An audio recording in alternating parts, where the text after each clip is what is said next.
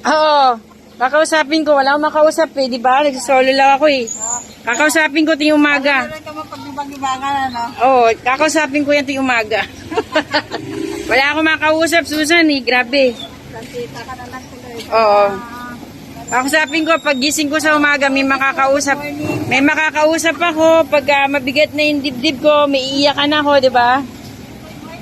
Oh, good morning, halaman. Ayan. May flowers. Ayan. Oh, ganda, di ba?